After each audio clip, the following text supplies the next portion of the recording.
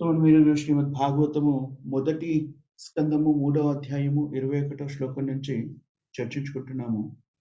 ఈరోజు వ్యాసదేవుని అవతారం గురించి ఇక్కడ మనకి తతః సప్తదశే జాత సత్యవత్యాం పరాశరాత్ చక్రే వేదతరో శాఖ దుష్టత్వ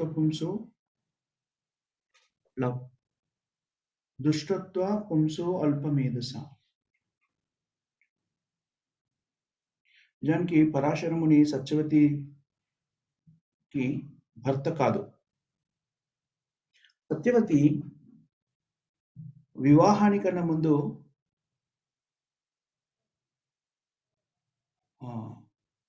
పరాశరుడి ద్వారా వ్యాసదేవునికి తల్లి అయింది. ఆ తర్వాతి కాలంలో ఈ సత్యవతి మహారాజా శంతనునికి భార్యగా, భీష్మదేవుడి తండ్రి అయినటువంటి శంతనునికి భార్య అయింది. ఈ సత్యవతి ఒక బేస్తవాడు, చేపలు పట్టుకునే వాళ్ళు ఉంటారు కదా, బేస్త కులానికి చెందినటువంటి వ్యక్తి యొక్క కుల పెద్ద కూతురు. అతని పేరు దాశరాజు. ఆమె పుట్టుకతో బ్రాహ్మణురాలు కాదు, బ్రాహ్మణ కుటుంబంలో పుట్టలేదు, క్షత్రియ కుటుంబంలో పుట్టలేదు. అయినా కూడా పరాశరముని ఆమె ద్వారా వ్యాసదేవుడికి జన్మనిచ్చాడు. సో వేదశాస్త్రాలని చక్కగా అనుసరిస్తున్నటువంటి కాలంలో ఒక నియమం ఉండేది ఏమిటి అంటే, వేదాల ప్రకారంగా ఉన్నతమైనటువంటి స్థితిలో ఉన్నటువంటి పురుషుడు, ఉన్నత స్థితిలో ఉన్నత వర్గం మళ్ళీ కూడాను ఆ వర్గ నియమాల్ని పాటిస్తూ ఉన్నటువంటి వ్యక్తి స్త్రీ నిమ్న జాతికి చెందిన స్త్రీనైనా కూడాను స్వీకరించవచ్చును అని శాస్త్రం చెబుతుంది. కానీ నిమ్న జాతికి చెందినటువంటి పురుషుడు ఉన్నత స్థితిలో ఉన్నటువంటి స్త్రీని వివాహం ఆడరాదు అని కూడాను శాస్త్రం చెబుతుంది.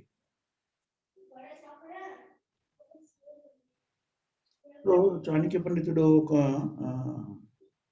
విషయం చెప్తారు మనకి, మోరల్ ప్రిన్సిపల్స్.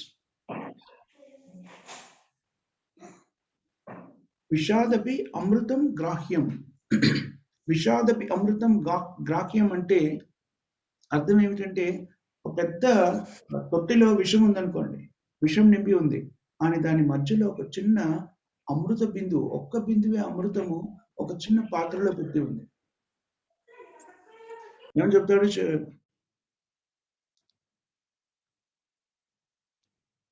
చాణక్య పండితుడు? ఏమని చెప్తాడు అంటే, ఆ విషంతో నిండి ఉన్నటువంటి తొట్టిలో చిన్న పాత్రలో ఒకటే ఒక అమృతపు బిందు ఉంది. అది విషంలో ఉన్నా సరే అమృత బిందువు పాత్రతోని రక్షించబడి ఉంది కాబట్టి, విషంతో కలవలేదు కాబట్టి దాన్ని స్వీకరించాలి అని చెప్తాడు. విషాదపి అమృతం గ్రాహ్యం అమేధ్యాపి కాంచనం. అమేధ్యాపి కాంచనం అంటే బంగారం. మలమూత్రాలు విసర్జించేటువంటి ప్రదేశంలో బంగారం ఉందనుకోండి, ఏమని చెప్తున్నాడు చాణక్య పండితుడు? దాన్ని కూడా స్వీకరించాలి అంటున్నాడు. ఎందుకని? బంగారము వాటితో అశుద్ధి చెందదు. అదేవిధంగా విషాదపి అమృతం గ్రాహ్యం అమేధ్యాదపి కాంచనం నిషాదపి ఉత్తమం విద్య. నిషాదుడు అంటే నిమ్నుడు, తక్కువ జాతికి చెందినవాడు. నిషాదుడు అంటే రాక్షస కులానికి చెందినవాడు అనుకోవచ్చు, నిమ్న కులానికి చెందినవాడు నిషాద. ఉత్తమ విద్య, కానీ మంచి విద్యావంతుడు అనుకోండి, అతని నుంచి విద్యను స్వీకరించవచ్చు. లేదు, అతను తక్కువ కులంలో జన్మించాడు కదా, నేను ఆ విద్యను స్వీకరించను అనకూడదు. నిజానికి విద్యని ఎవరి దగ్గర నుంచి స్వీకరించాలి? బ్రాహ్మణుడి దగ్గర నుంచి స్వీకరించాలి. మనం బ్రాహ్మణుడు అంటే అర్థం నేర్చుకున్నాము. బ్రాహ్మణుడి యొక్క ధర్మం ఏమిటి అంటే, శాస్త్రాలని అవగతం చేసుకొని, దాన్ని ఇతరులకి పంచడమే బ్రాహ్మణుడి యొక్క ధర్మము.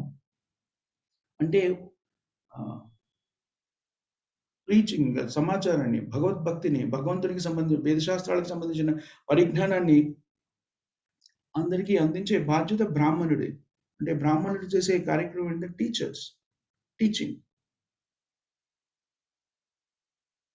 ఎందుకంటే బ్రాహ్మణుడు చాలా బ్రహ్మ జానాతి ఇతి బ్రాహ్మణ అని చెప్పుకుంటాం కదా మనం. అది బ్రాహ్మణుడి యొక్క విధి. అలాగే క్షత్రియులు పరిపాలన నిర్వహణ చేయాలి. వైశ్యులు ఆహ్, ఏంటది వాణిజ్యము, వ్యవసాయ ఉత్పత్తుల గోరక్షణ. ఇతర కార్యక్రమాలు ఏవైతుంటాయో అది శూద్రులకు నిర్దేశించాడు.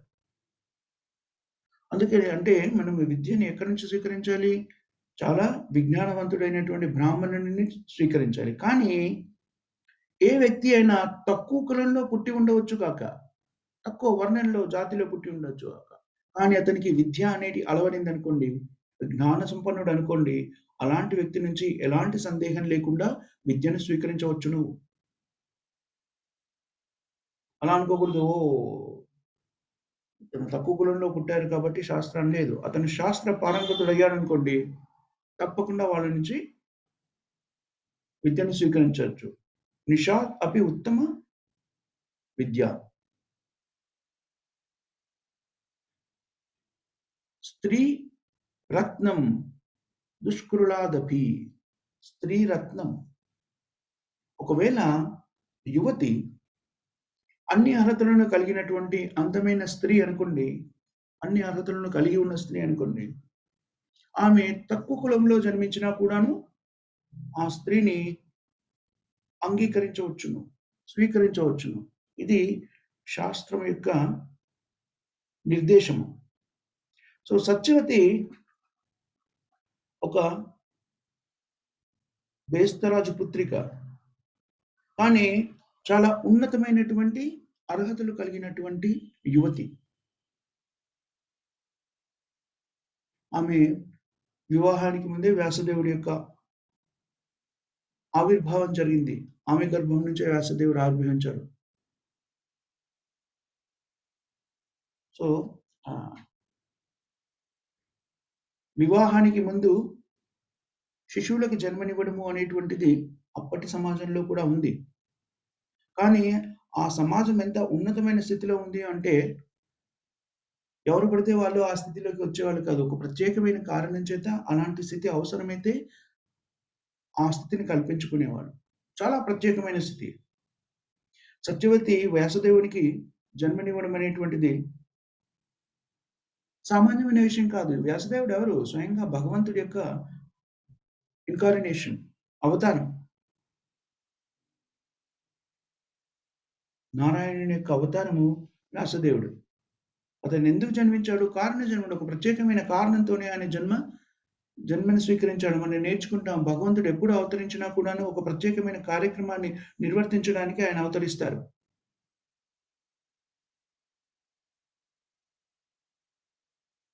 చూడండి ఇలాంటి ప్రత్యేకమైన పరిస్థితుల్లోనే ఇలాంటివి జరుగుతూ ఉంటాయి.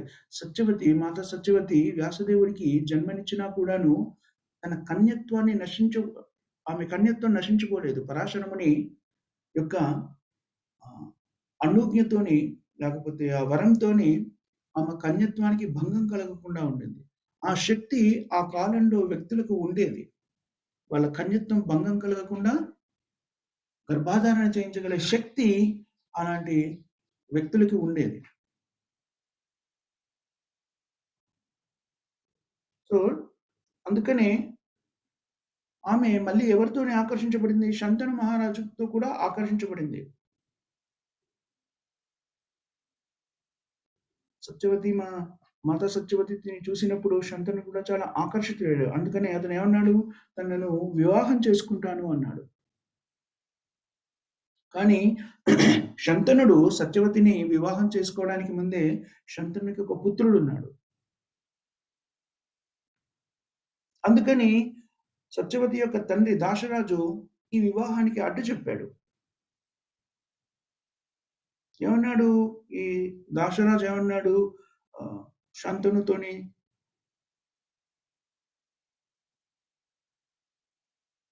"నువ్వు నా కూతురిని ఆహ్, వివాహం చేసుకోలేవు. ఎందుకంటే నీకు ఇంతకు ముందే వివాహం జరిగింది. అంతేకాకుండా నీకొక పుత్రుడున్నాడు. అందుకని ఆ పుత్రుడు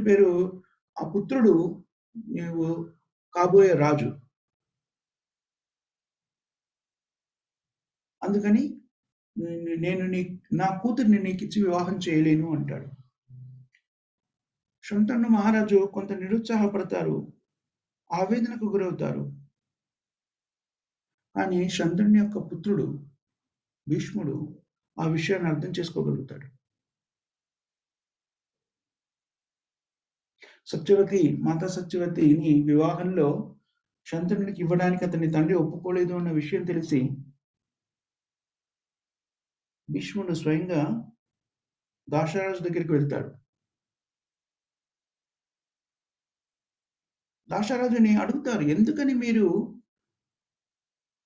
మహారాజు శంతనునికి మీ కూతుర్నిచ్చి వివాహం చేయాలని అనుకోవడం లేదు?" అప్పుడు దాశరాజు స్వయంగా చెప్పేస్తాడు, "ఎందుకంటే నువ్వున్నావు కాబట్టి." ఎవరితోని చెప్తున్నాడు? భీష్ముడితోని. "నువ్వున్నావు కదా! మరి నువ్వున్నప్పుడు నేను నా కూతురిని మీ తండ్రికెలా ఇవ్వగలను?"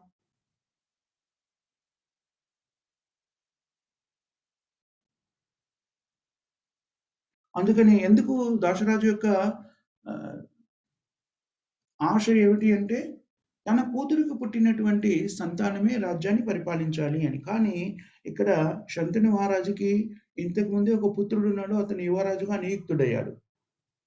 ఆ విషయాన్ని దాశరాజు భీష్ముడికి చెప్పగానే భీష్ముడు వెంటనే ఏమంటాడు, "నేను రాజ్యాన్ని స్వీకరించను. అదే మీకు అయిందంటే నేను రాజ్యాన్ని స్వీకరించను. మీరు మాతా సత్యవతిని మా తండ్రి గారికిచ్చి వివాహం చేయండి" అని అడుగుతాడు. పైగా ఏమంటాడు, మాతా సత్యవతికి పుట్టినటువంటి శిశువే రాజ్యాధికారాన్ని స్వీకరిస్తాడు. నేను రాజ్యాన్ని స్వీకరించను. సో, దయచేసి మీరు మీ పుత్రికని మా తండ్రికిచ్చి వివాహం చేయమని అడుగుతాడు. అప్పటికి కూడా దాశరాజు కాదు అంటాడు. ఎందుకని? ఏమని చెప్తాడు దాశరాజు? "నువ్వు వద్దంటున్నావు నీ రాజ్యాన్ని. అది సరే. కానీ నీకు పుట్టబోయే సంతానము రాజ్యం కావాలి అంటే, అప్పుడు మీ కుమారుడు రాజవుతాడు." మళ్ళీ అసందిగ్ధావస్థలో ఉంటాడు దశరాజు. "నేనివ్వను" అంటారు. అప్పుడు భీష్మదేవుడు వెంటనే ఒక శపథం చేస్తాడు. ఏమని? నేను జీవితాంతము బ్రహ్మచారిగా ఉంటాను"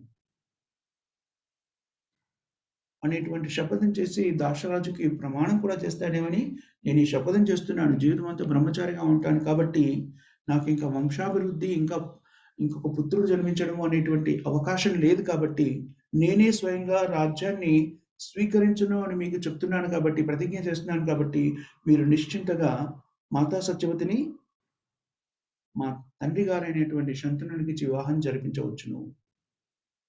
ఇప్పుడు మీ సంశయాలన్నీ తీరిపోయాయి కాబట్టి, నేనే అడ్డంకి అన్నారు కాబట్టి, ఇంకా మాతా సత్యవతికి జన్మించే పుత్రుడే రాజ్యానికి అధికారి కాబోతున్నారు కాబట్టి, దయచేసి ఈ వివాహానికి అంగీకరించండి అంటాడు.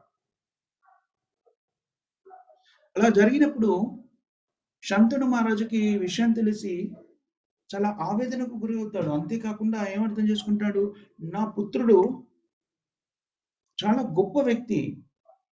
నన్ను సంతృప్తిపరచడం కోసమని తన జీవితాన్ని త్యాగం చేయడానికి ఇష్టపడ్డాడు. నేను ఒక స్త్రీని ఇష్టపడితే, ఒక యువతిని నేను ఇష్టపడితే, ఆమె నాకు అందజేయడానికి తన జీవితాన్ని త్యాగం చేశాడు.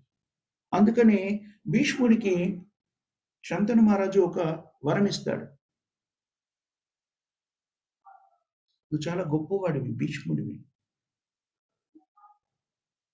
అందుకని నీ నీ ఉదారత అసామాన్యమైనది. అందుకని నీకొక వరాన్ని ఇస్తున్నాను. నువ్వు కోరుకునేంత వరకి మృత్యువు నీ దరి చేరదు అనేటువంటి వరాన్నిస్తారు.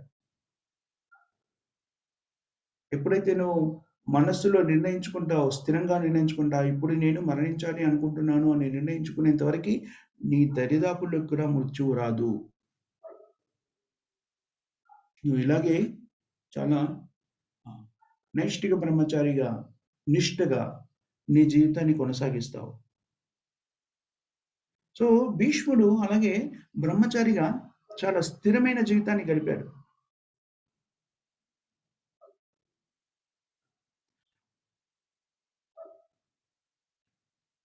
సో, అలా జరుగుతున్నప్పుడు భీష్ముడు బ్రహ్మచర్యాన్ని పాటిస్తున్న సమయంలో ఇంకొక సంఘటన జరిగింది భీష్ముడి జీవితంలో. పాండువంశ ఒక స్త్రీ భీష్ముడి యొక్క స్థితికి ఆకర్షితురాలైంది.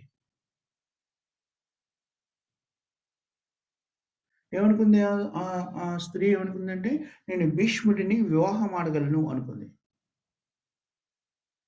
ఎప్పుడైతే భీష్ముడిని ఆమె చేరి వివాహం చేసుకోమన్నదో అప్పుడు భీష్ముడు ఏమన్నాడు, లేదు.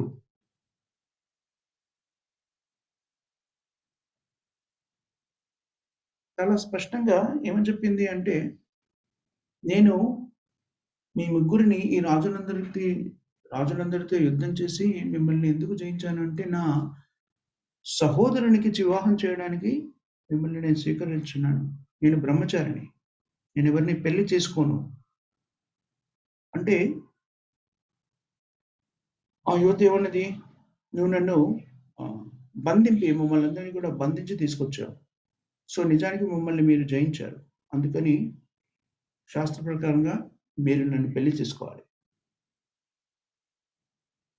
కానీ భీష్ముడు దానికి అంగీకరించలేదు. అప్పుడు ఆమె భీష్ముడి యొక్క గురువు జమదగ్ని, భృగుపతి జమదగ్ని మనం నేర్చుకున్నాం కదా!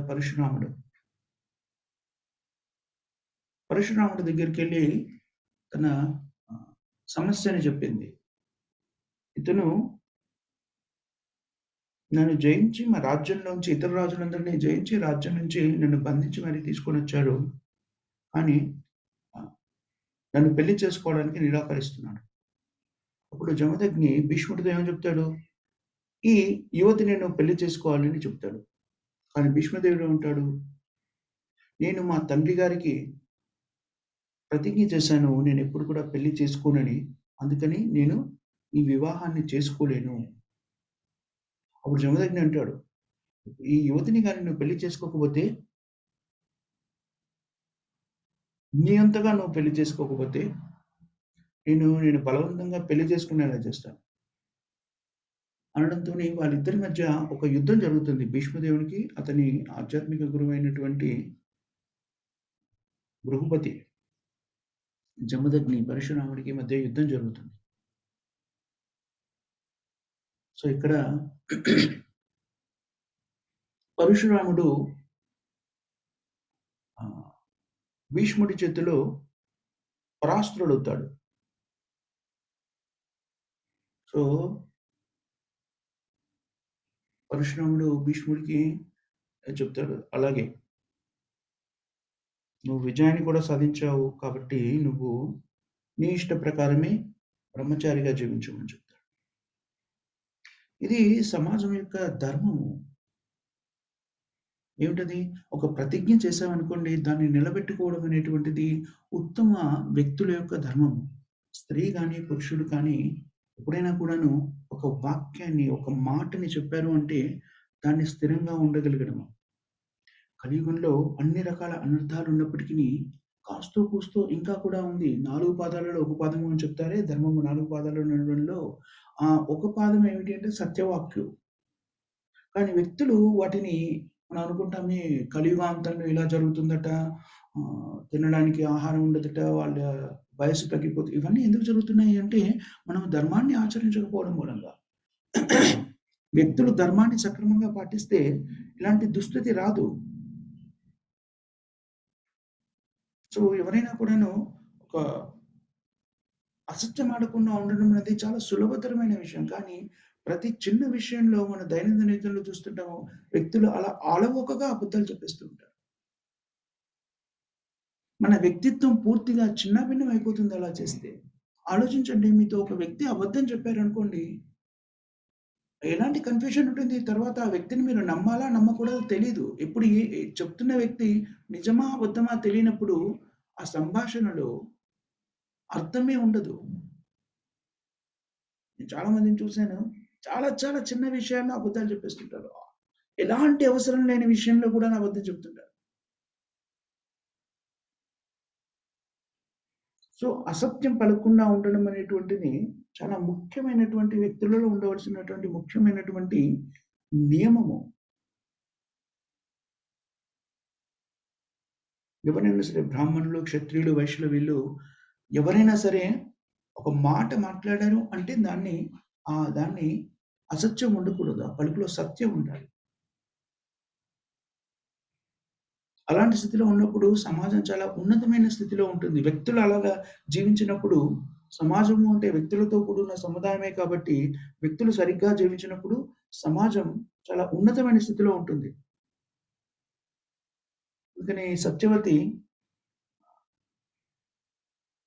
చరిత్రలో చాలా ఆహ్, ముఖ్యమైనటువంటి, ప్రాముఖ్యమైనటువంటి, కీర్తి చెందినటువంటి పాత్ర. పాండవుల వంశమంతా కూడాను సత్యవతి ద్వారానే ఆవిర్భవించింది.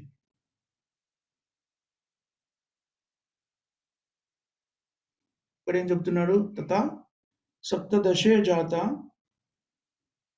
సత్యవత్యాం పరాశరాత్.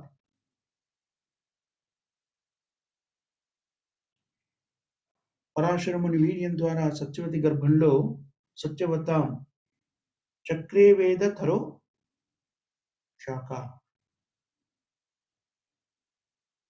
వ్యాసదేవుడు ఆవిర్భవించి వ్యాసదేవుడు ఏం చేశాడు? ఒకే ఒక వేదంగా ఉన్నటువంటి వేద శాస్త్రాన్నంతా కూడాను 4 విభాగాలుగా చేశారు.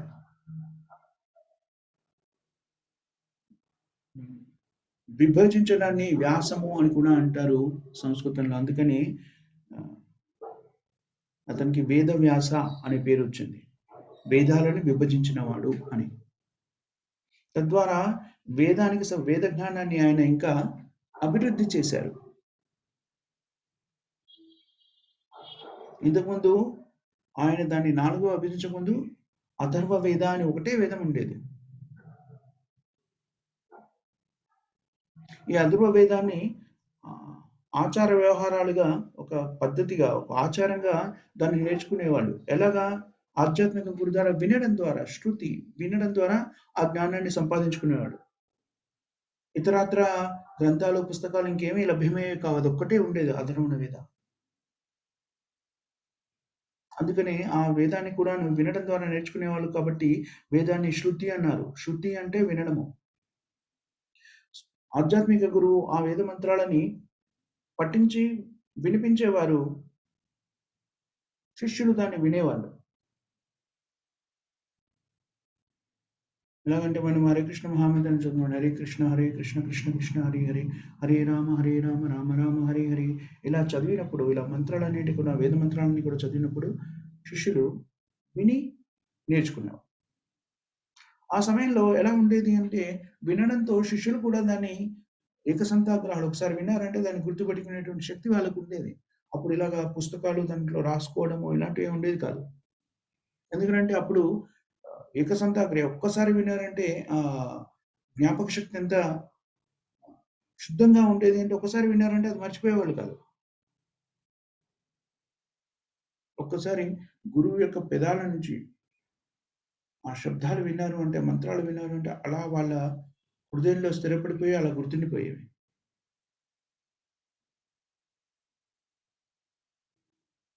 కానీ తర్వాతి కాలంలో వ్యాసదేవుడు గమనించారేమిటంటే, ఈ స్థితి దిగజారిపోతుంది అని వ్యాసదేవుడు గమనించాడు. కలియుగంలో వ్యక్తుల యొక్క పరిజ్ఞానము చాలా తక్కువ స్థాయిలో ఉంటుంది. అందుకని ఇక్కడ దుష్ట్వా పుంస అల్పమేధస, అల్పమేధస తక్కువ మేధస్సు కలిగిన వాళ్ళు.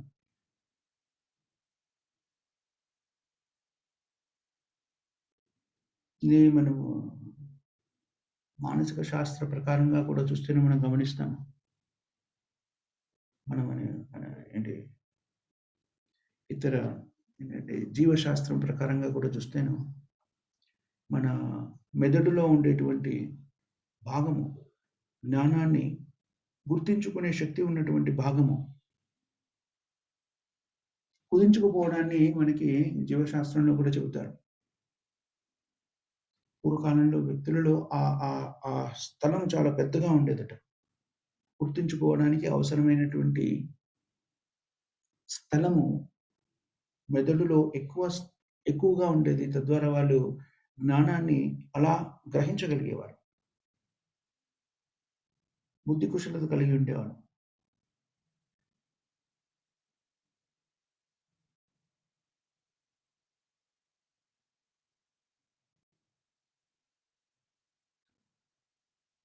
ఇప్పుడైతే మానసిక శాస్త్రాన్ని ఎవరైతే అభ్యసిస్తుంటారో వాళ్ళు దీన్ని చదువుకుంటారు. 5,000 సంవత్సరాలకు పూర్వము మనుషుల్లో ఉన్నటువంటి మేధా సంపత్తి ఉన్నతంగా ఉండడానికి కారణం ఏమిటి అంటే, వాళ్ళ మెదడు చాలా ఉన్నతంగా ఉండేది. దాంట్లో జ్ఞాపక శక్తికి సంబంధించిన గ్రంథులన్నీ కూడాను ఎక్కువ స్థలాన్ని ఆక్రమించేవి.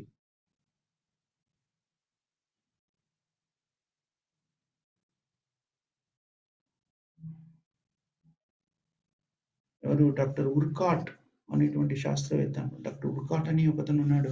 అతను దీని గురించి విశ్లేషించి మనకు అందజేశారు. అప్పుడు బుద్ధిమంతులుగా ఎందుకుండేవాళ్ళు అంటే అనే విషయాన్ని చెప్పారు.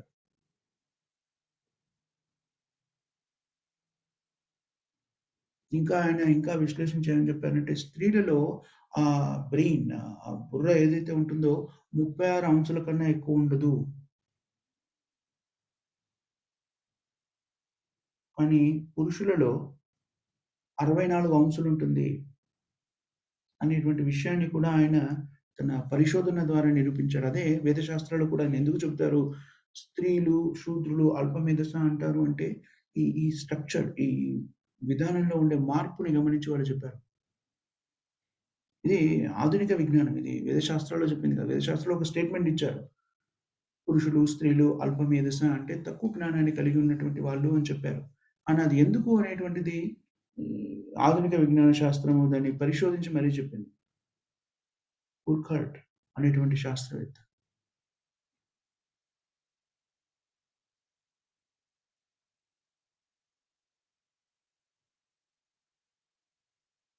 సో, ఎనీవే అందుకని స్త్రీలకి మను సంహితలో ఏమని చెప్పారు? వేద శాస్త్రాల్లో మను సంహితలో చెప్పింది ఏమిటంటే స్త్రీ ఎప్పుడు కూడాను ఒక పురుషుడి సంరక్షణలో ఉండాలి అని చెప్పారు. అంతేకాని సంపూర్ణ స్వతంత్రంగా ఉండకూడదు అని చెప్పాడు. మనం ఆధునిక సమాజంలో కూడా చూస్తున్నాము. వ్యక్తులు, స్త్రీలు ముఖ్యంగా ఎప్పుడైతే సంపూర్ణ స్వతంత్రంగా ఉండాలనుకుంటారో, ఎలాంటి స్థితి ఏర్పడుతుంది అనేది మనం చాలా సార్లు గమనిస్తాం. ఆ స్థితి పెద్దగా చర్చించుకొని దాని నుంచి నేర్చుకోవాల్సినటువంటి గొప్ప విషయాలున్నట్టుగా మనకు కనబడవు.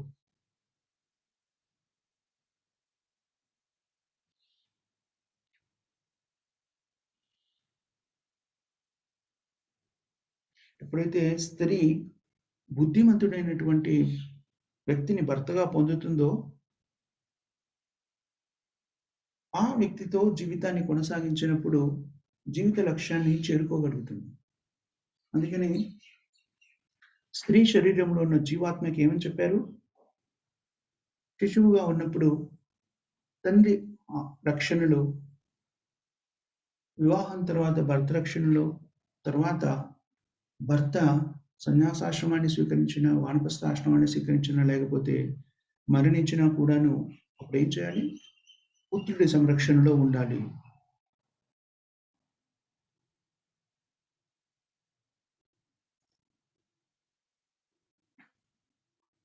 సో, అది వేద నియమం.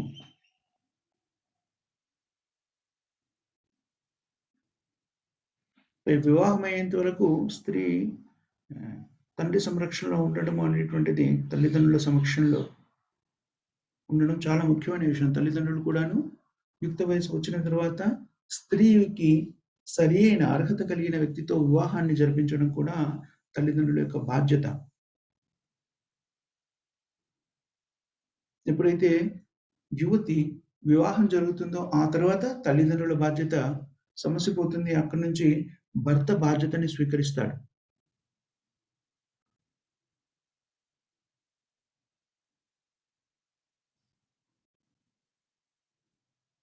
అది ఎప్పటివరకి దాదాపు 40, 50 సంవత్సరాల వరకి భర్త ఆ స్త్రీ యొక్క బాధ్యతను స్వీకరిస్తారో, అలాగే స్త్రీ కూడాను ఆ పురుషుడితో జీవితాన్ని కొనసాగించాలి భర్తతో.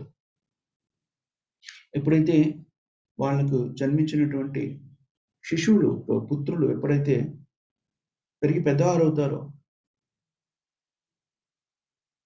అప్పుడు వాళ్ళతో జీవించాలని ఏం చెప్తుంది? మనశ్శాస్త్రం చెప్తుంది. మను సంహిత.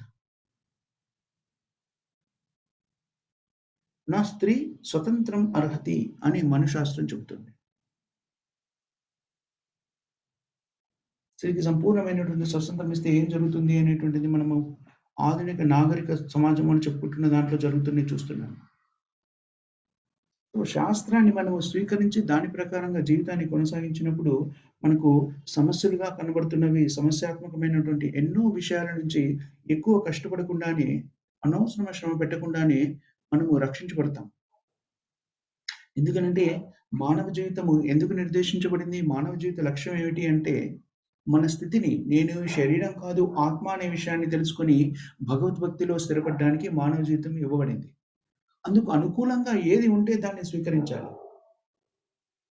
సంపూర్ణ స్వతంత్రత అని పిలువబడే దాన్ని స్వీకరించి ఆ ప్రకారంగా జీవిస్తూ నేను నా జీవిత లక్ష్యాన్ని చేరుకోగలుగుతున్నానా లేదా అనేటువంటిది ఎవరైనా ఆలోచించాలి.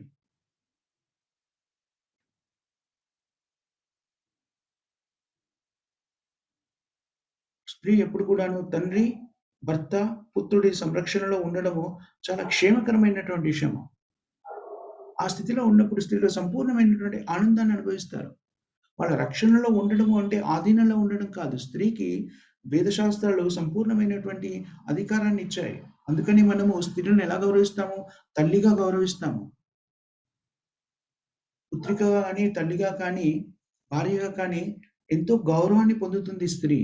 సంరక్షణలో ఉండడము అంటే ఏదో సబ్సర్వియంట్ అంటే సేవకురాలిగా ఏదో ఆహ్, బయట నుంచి మనం ఎవరో పని మనిషిని పెట్టుకుంటాం చూడండి. అలాంటి సేవకురాలుగా కాదు. స్త్రీకి ఎంతో గౌరవం ఉంది. అయినా సరే ఈ స్థితులలో తాను ఉన్న స్థితిలో ఇలాంటి రక్షణను పొందడము చాలా ఆనందకరమైన విషయం. ఆమె కూడా చాలా ఆనందంగా ఉంటుంది. కుంతిమాత కూడా చూడండి. కుంతీదేవి భర్తను కోల్పోయిన తర్వాత 5గురు పుత్రుల యొక్క సంరక్షణలో ఉంది.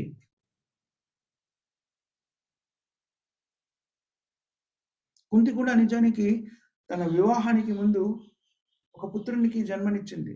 మనకు ఆ విషయం తెలుసు. చాలా సార్లు విని ఉంటారు మీరు కూడాను. కర్ణుడు. అది కూడా మామూలుగా అన్ని చోట్ల అలా జరగదు. కానీ అది కూడా ఒక ప్రత్యేకమైన పరిస్థితుల్లో కర్ణుడి గురించి మనకు తెలుసు. మహాభారత యుద్ధంలో కర్ణుడి పాత్ర గురించి తెలుసు. ఒకానొక ప్రత్యేకమైన స్థితిలో అలాంటి పుట్టుక అనేది జరిగింది. ఈ కాలంలో వ్యక్తులు అంత జ్ఞానవంతులు కాదు. బుద్ధిమంతులు కాదు. బుద్ధిమాంద్యంతో ఉన్నవాళ్ళు. నిజానికి ఏమని చెప్పుకుంటారంటే ఆహ్, శాస్త్రం చాలా అభివృద్ధి చెందింది. మనము టెక్నాలాజికల్లీ బాగా అభివృద్ధి చెందాము అని చెప్పుకుంటారు. మన బుర్ర చాలా ఆహ్, పురోవృద్ధిని సాధించినటువంటి స్థితిలో ఉన్నాము అని చెప్పుకుంటారు.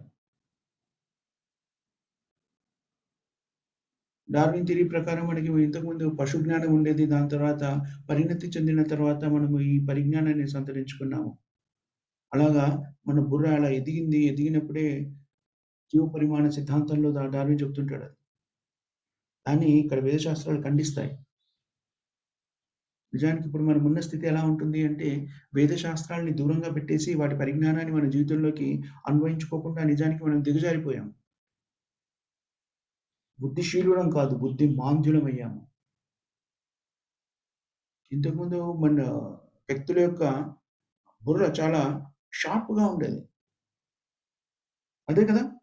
అందుకనే ఒకసారి శృతి, ఒకసారి విన్నారు అంటే వేద శాస్త్రాన్ని మొత్తం కూడా గుర్తుపెట్టుకునేవాళ్ళు. ఒక్కసారి గురువు నోటి ద్వారా విన్నారు అంటే అది గుర్తుండిపోయేది వాళ్ళకి.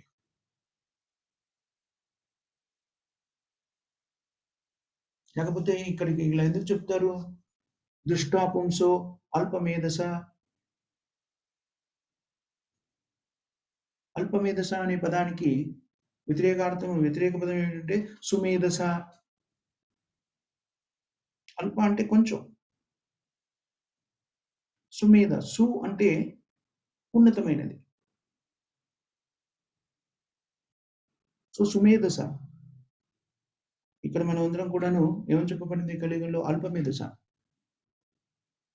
తక్కువ జ్ఞానాన్ని కలిగి ఉన్నటువంటి వ్యక్తులు ఈ కలియుగంలో ఉంటారు. జ్ఞానం ఎక్కువగా ఉండదు. ఇలాంటి అల్ప మేధస్సులైనటువంటి మూర్ఖులలో అల్ప మేధస్సులు అంటే నిజానికి ఏంటంటే అజ్ఞాని అని నిజానికి. కొంచెం కఠినతరంగా కనిపించవచ్చు ఈ పదజాలం అంతా కూడాను. అనేది సత్యం. ఈ అల్ప మేధస్సుల మధ్యలో కొంతమంది సుమేధస్సులు ఉంటారు. మంచి పరిజ్ఞానాన్ని కలిగిన వాళ్ళు. అలాంటి వాళ్ళే ఈ సంకీర్తన యజ్ఞాన్ని స్వీకరిస్తారా అని మళ్ళీ శ్రీమద్ భాగవతంలో చెప్పింది. ఏమని? కృష్ణవర్ణం తుషాకృష్ణం సాంగోపాంగాస్త్ర పార్షదం యజ్ఞే సంకీర్తన ప్రాయై యజహంతి సుమేధస.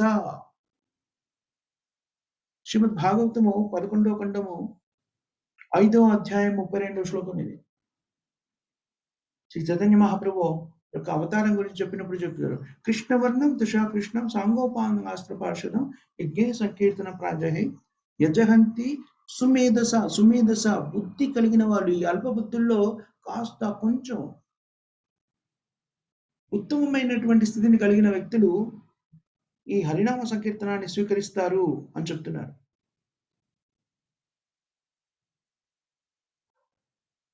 ఈ కలియుగంలో మనము ఆరాధించవలసినటువంటి దైవం ఎవరు అంటే కృష్ణుని అవతారమైనటువంటి నామము. అది ఎవరు స్వీకరిస్తారు? బుద్ధిమంతులైన వాళ్ళు, బుద్ధి మాంద్యం ఉన్న వాళ్ళు కాదు. సుమేధస అంటే ఇప్పటి పరిస్థితులను బట్టి సుమేధస అంటే ఉన్నతమైనటువంటి బుద్ధిని కలిగిన వ్యక్తులు. ఎలా? యజ్ఞే సంకీర్తన ప్రాయే. సంకీర్తన యజ్ఞాన్ని స్వీకరించి వాళ్ళు ఇంకా తమ బుద్ధిని ఇంకా పెంచుకుంటారు. ఎవరైతే ఈ హరే కృష్ణ మహామంత్రాన్ని జపిస్తారో, కృష్ణ చైతన్యాన్ని తమ జీవితంలోకి స్వీకరిస్తారో, వాళ్ళు నిజానికి ఏమని చెప్తుంది శాస్త్రము అంటే, చాలా ఉన్నతమైన మేధస్సును కలిగిన వాళ్ళు. కేవలము ఈ హరే కృష్ణ మహామంత్రాన్ని జపించి, ఈ సంకీర్తన యజ్ఞంలో భాగస్థులమైతే మాత్రమే అయినంత మాత్రమునే మనం ఏమవుతాము? ఈ భౌతిక జీవితంలో విజయ లక్ష్యాన్ని, మానవ జీవిత లక్ష్యాన్ని సాధించగలుగుతాం. ఎందుకని దాన్ని బుద్ధిమంతులైన వాళ్ళు అని చెప్పారు. యజ్ఞే సంకీర్తన ప్రాయే యజహంతి సుమేధసు. ఇదంతా కూడాను శ్రీమద్ భాగవతంలో ఉంది, వేదాలలో ఉంది. ఇది అత్యున్నతమైనటువంటి పరిజ్ఞానము. శ్రీమద్ భాగవతంలో మనం నేర్చుకునేదంతా కూడాను చాలా ఉన్నతమైన పరిజ్ఞానం. అందుకనే భక్తి మార్గంలో స్థిరపడి శ్రీమద్ భగవద్గీతని, భాగవతాన్ని అభ్యసించిన వ్యక్తులు వేదశాస్త్రాలన్నీ కూడా చదివిన వాళ్ళే అవుతారు. వేదశాస్త్రాల్లో తెలియకుండా ఉన్నది బాహ్య ప్రపంచంలో ఏమీ లేదు. ఇతర విజ్ఞానము అని మనం ఏదైతే అరువులు చేస్తుంటామో అదంతా కూడాను వేద శాస్త్రాల్లో ఉంది. అంతేకాకుండా ఇంకా చాలా బయట మనకు లభించని ఎంతో పరిజ్ఞానం వేద శాస్త్రాల్లో మనకు లభిస్తుంది. ఇది అలౌకికమైనటువంటి పరిజ్ఞానము. భౌతికమైనటువంటి జ్ఞానం కాదు. వ్యక్తులు తమ ఊహా జగత్తుతోని లేకపోతే వాళ్ళ భావనలతోని, మనస్సులో వచ్చిన భావాలతోని పుస్తకాలు రచించేస్తుంటారు. దాంట్లో పెద్దగా అది పెద్ద అర్థాలు, పర్థాలు ఏముండవు. ఎందుకంటే అవి మన మేధస్సు నుంచి వచ్చాయి కాబట్టి, మన మేధస్సు ఎలాంటిది అంటే అపరిపక్వమైనది, డిఫెక్టివ్, అసంపూర్ణమైనది. కానీ శ్రీమద్ భాగవతము సామాన్యమైనటువంటి పరిజ్ఞానం కాదు. అలౌకికమైన ఆధ్యాత్మిక పరిజ్ఞానం. దాంట్లో ఎలాంటి దోషాలు లేవు. మన మేధస్సు ఏదైతే ఉందో దాంట్లో అపరిపక్వత ఉన్నది.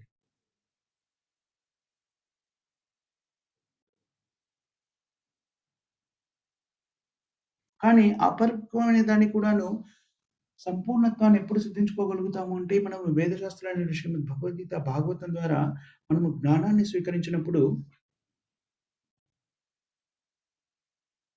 మనం కూడా సుమేధసులమవుతాం. మన బుద్ధిని ఉన్నతమైన స్థితిలోకి తీసుకెళ్ళగలుగుతాము. తద్వారా మనము మానవ జీవిత లక్ష్యాన్ని అర్థం చేసుకొని, దాని ప్రకారంగా జీవితాన్ని కొనసాగించగలుగుతాం.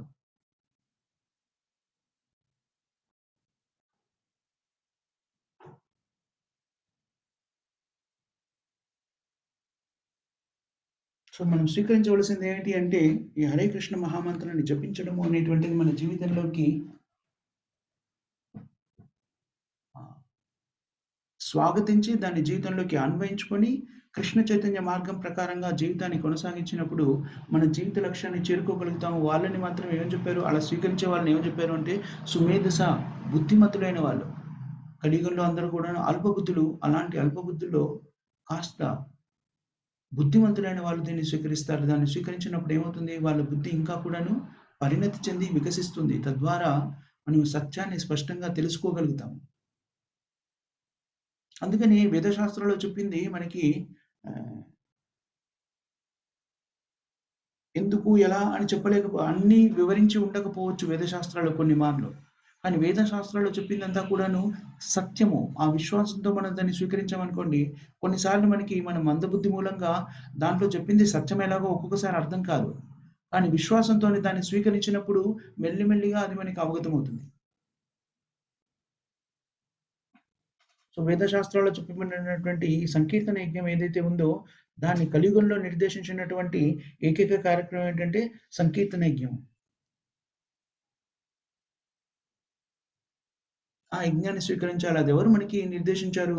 భగవంతుడు వ్యాసుడి రూపంలో అవతరించి, వేదాలని 4 భాగాలుగా విభజించి, తక్కువ పరిజ్ఞానం కలిగినటువంటి కలియుగ వాసులకి అందేలాగా వ్యాసదేవుడు, భగవంతుడే స్వయంగా వ్యాసుడిగా అవతరించి దాన్ని మనకు అందించారు.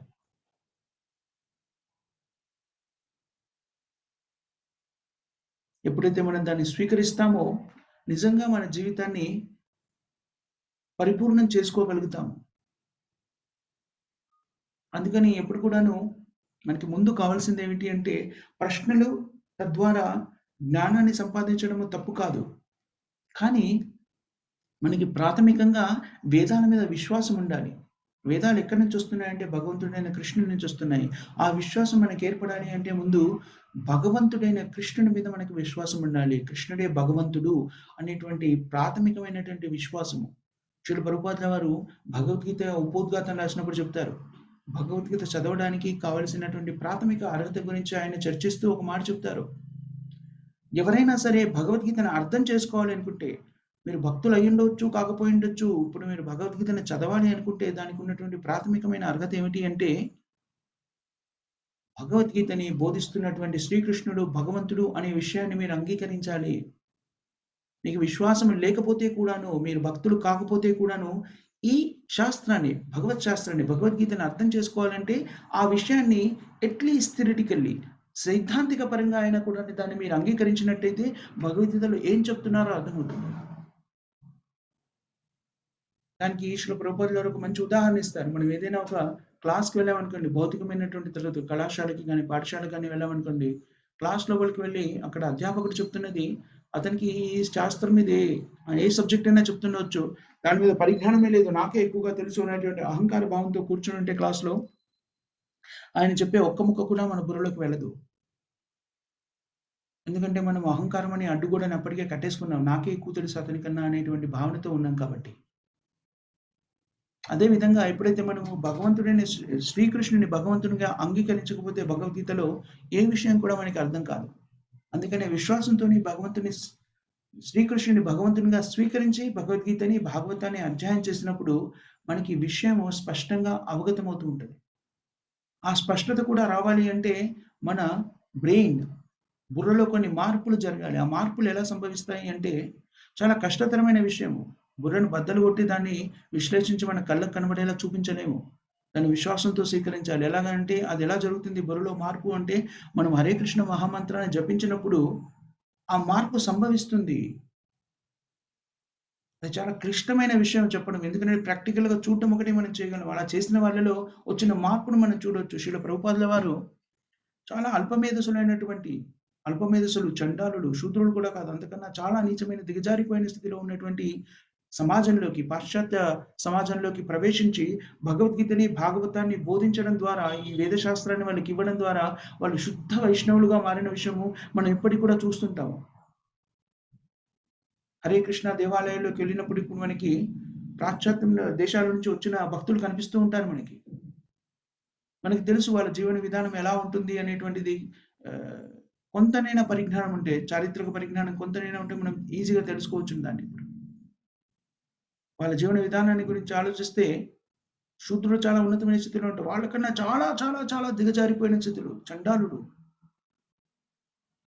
అలాంటి స్థితిలో ఉన్న వాళ్ళు కూడాను ఎప్పుడైతే ఈ వేద శాస్త్రాన్ని తమ జీవితంలోకి అన్వయించుకున్నారో వైష్ణవులుగా శుద్ధంగా మారిపోయారు. సప్తగుణ సంపన్నులయ్యారు. అది కూడా అధిగమించి శుద్ధ సత్వంలోకి కూడా వెళ్ళి శుద్ధ భక్తులుగా మారిన వాళ్ళు మనకి అనేకులు కనిపిస్తారు. సో వేద శాస్త్రాన్ని కేవలం ఏదో అందరిని ఆకర్షించడం కోసమో, ఇతరాత్రుల కోసమో దాన్ని విమర్శించడమో, దాని గురించి వ్యాఖ్యానించడమో సరైన పద్ధతి కాదు. నిజంగా వేదశాస్త్రం నుంచి వ్యాఖ్యానించాలి అంటే కూడాను వాటిని నేర్చుకొని దాంట్లో ఏం చెప్పారో దాని మీద వ్యాఖ్యానించండి. అది మన ప్రస్తుత సమాజంలో మనం చేయవలసిన పని. శ్రీల ప్రభుపాదుల వారు మనకి అర్థమయ్యే పరిభాషలో మన స్థాయికి వచ్చి ప్రభుపాదుల వారు ఈ గ్రంథాలన్నీ కూడా రచించి మనకు అందించారు. అందుకని ప్రభుపాదుల వారి ఈ గ్రంథాలని మనం చదవడము అనేటువంటిది ప్రతిరోజు చేయవలసినటువంటి ఒక కార్యక్రమం, ఒక విధి నిర్వహణగా పెట్టుకుని ప్రతిరోజు శ్రీల ప్రభుపాదుల వారి గ్రంథాలని పఠించాలి. అవి శాస్త్రాలు, భగవంతునిచే ఇవ్వబడినటువంటి శాస్త్రాలు. అవన్నీ చదవడానికి అనువుగా ఉండడం కోసమని వేదవ్యాసులు, భగవంతుడే స్వయంగా వేదవ్యాసులుగా అవతరించి ఒక్క వేదంగా, అధర్వణ వేదంగా ఉన్నదాన్ని 4 వేదాలుగా విభజించారు. ఆ 4 వేదాలని తర్వాత పురాణాలుగా విశదీకరించారు. ఆ పురాణాల నుంచి మహాభారతము, రామాయణము ఇలాంటి కావ్యాన్ని కూడా మనకి అందజేశారు. ఆ మహాభారతంలో మళ్ళీ మనకి భగవద్గీత గురించి బోధించారు. సో వీటిని అధ్యయనం చేయడం ద్వారా మనం మన స్థితిని ఉన్నతమైన స్థితికి తీసుకువెళ్ళగలుగుతాము. తద్వారా మనం ఎవరు, భగవంతుడెవరు, మానవ జీవిత లక్ష్యం ఏమిటి, మనం ఇక్కడ ఎందుకున్నాము, దీని నుంచి ఎందుకు బయటపడాలి, బయటపడితే ఏమవుతుంది, బయటపడకపోతే ఏమవుతుంది, ఈ విషయాలన్నీ కూడాను అవగతం చేసుకోగలుగుతాము. అది అవగతం చేసుకునే విధంగా వ్యాసదేవుడు ఒక వేదాన్ని 4గా విభజించేలాగా విస్తరింపజేసి అందిస్తే దాన్ని ఆధునిక కాలంలో మనకి అందించిన వారు మనం అర్థం చేసుకునే స్థాయిలోకి అనువదించి భాష్యాన్ని మనకి అందజేసి శాస్త్రాల నుంచే స్వీకరించినటువంటి పదజాలనంతా కూడా మనకి అందజేసి సరి అయిన ఉదాహరణలతో మనకి హత్తుకునేలా చెప్పిన వారు శ్రీల ప్రభుపాదుల వారు. ఆధునిక వ్యాసుడు శ్రీల ప్రభుపాదుల వారు. ఎలాంటి వాళ్ళకి, పాశ్చాత్యులకి, పామరులకి అందరికీ కూడా అర్థమయ్యే భాషలో అర్థమయ్యే విధంగా శ్రీల ప్రభుపాదుల వారు వీటిని అందించారు. మనం చేయవలసింది ఏమిటి అంటే దాన్ని స్వీకరించడం అంతే. అన్నీ రెడీగా చేసి పెట్టేశారు, ఎవరో వండి పెట్టేశారు, గులాబ్ జామున్ అంతా రెడీ చేశారు. దాంట్లో కావాల్సిన ఇంగ్రీడియంట్స్ మనకి రుచికరంగా ఉండేలా అన్ని తయారు చేసి మనం చేయాల్సింది ఏంటంటే దాన్ని తీసుకొని తిని ఆనందించడం అంతే. శాస్త్రాలు అన్నీ ఇవ్వబడ్డాయి మనకి. వాటిని అధ్యయనం చేయడం ద్వారా మన జీవితంలోకి అన్వయించుకోవడం ద్వారా మనము మన జీవితాన్ని సఫలీకృతం చేసుకోగలుగుతాము. సో మనం ఇక్కడ ఆపిద్దాం. ఎవరికైనా ఏమైనా క్వశ్చన్స్ కానీ, కామెంట్స్ కానీ, కరెక్షన్స్ కానీ ఉన్నాయా మాతాజీస్ అండ్ ప్రభుజీస్? హరే